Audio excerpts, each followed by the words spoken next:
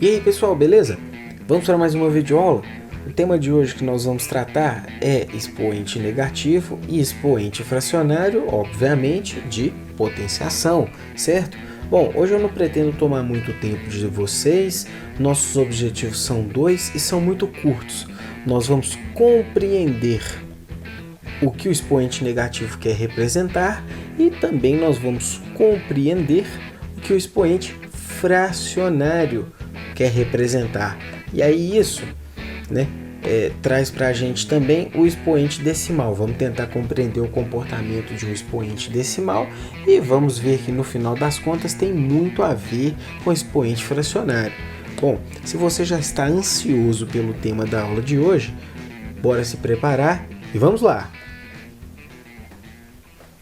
Bom, para a gente começar, eu quero começar falando do expoente negativo.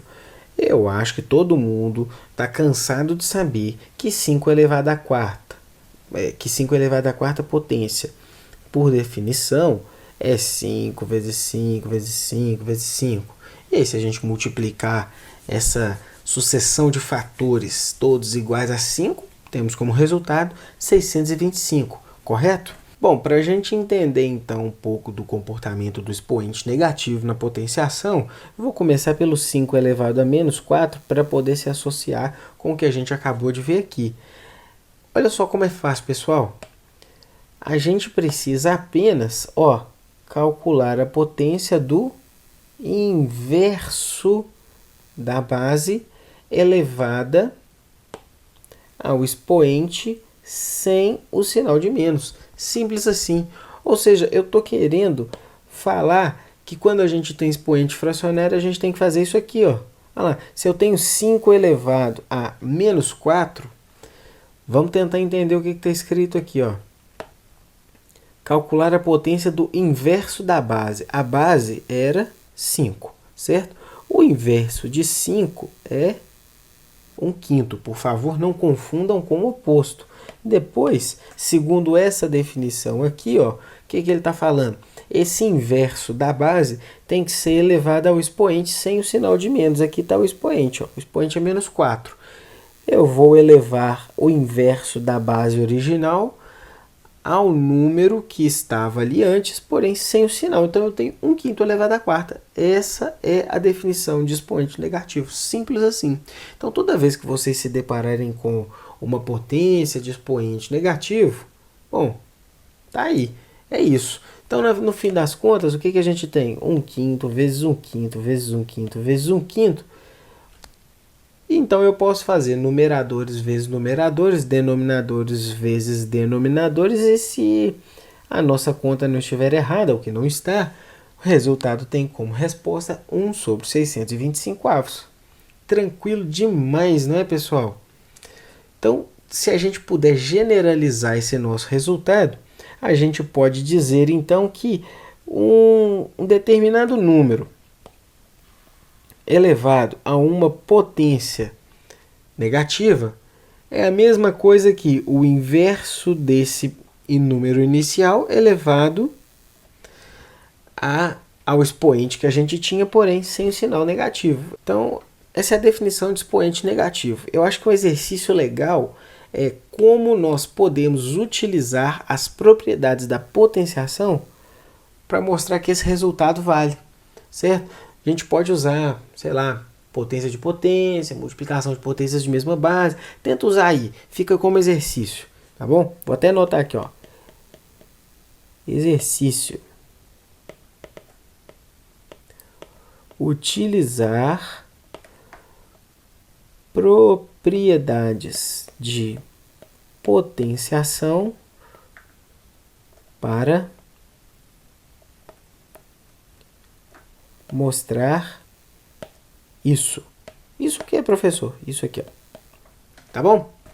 Bom, expoente negativo é isso. Vamos fazer alguns exemplos só para a gente entender, para esquentar os motores. Se eu tenho 3 elevado a menos 4, pelo que a gente acabou de estudar, se eu tenho A elevado a menos B, eu tenho então 1 sobre A elevado a b. Eu posso aplicar isso nesse caso. Ó, 3 elevado a menos 4. Então, eu tenho aqui 1/3 elevado à quarta. Ou 1/4 sobre 3/4, que vai dar exatamente 1/81. Certinho, gente? Olha lá o próximo. 1/4 elevado a menos 3. Bom, é só eu lembrar qual é o inverso de 1/4. O inverso de 1/4 é 4. Então, eu tenho aqui 4/3, muito tranquilo, resultado 64, já estamos prontos para ir para o próximo exemplo. 3/5 elevado a menos 2. Professor, qual é o inverso de 3/5? O inverso de 3/5 é 5/3. Não é fácil, gente. É muito simples trabalhar com expoente negativo. Mesmo quando ele aparece, é muito fácil trabalhar com expoente negativo. Mesmo quando ele aparece no meio de uma expressão, no meio de uma outra potenciação, alguma coisa assim, é só manter a calma, ir lá manter a pressão em 12/8 e resolver que vai dar tudo certo. Não tem nada mais que isso, não tem nada mais que isso aí não, tá bom? Vamos passar para o próximo aí, ó. Vamos falar agora um pouco sobre os expoentes fracionários. Bom, eu vou começar para falar de expoente negativo. Vocês viram que eu comecei de uma forma intuitiva. Eu acho que o melhor jeito de nós falarmos, de nós iniciarmos o assunto expoente fracionário, é começando logo pela definição. Porque na definição a gente pega lá, né, a posição de cada letra lá da definição, só transporta para quando tiver número ou para quando tiver letra diferente, está tudo certo. É melhor do que a gente ficar divagando aqui por noções intuitivas. Bom, a definição é essa aí, ó. Se eu tenho a elevado a b sobre c, na verdade eu tenho uma raiz. Eu tenho uma raiz onde o denominador do meu expoente vai ser o índice da minha raiz. E o numerador do meu expoente antigo vai ser, na verdade, a potência do meu radicando. Tá bom, gente? Então vamos lá. Bom, é isso aí, ó. Se eu tenho 3 elevado a meio. Atenção. Eu tenho 3 elevado a meio. Então, o meu denominador é 2. Isso significa que eu vou ter uma raiz quadrada. Uma raiz quadrada do que, pessoal? Eu vou ter uma raiz quadrada de 3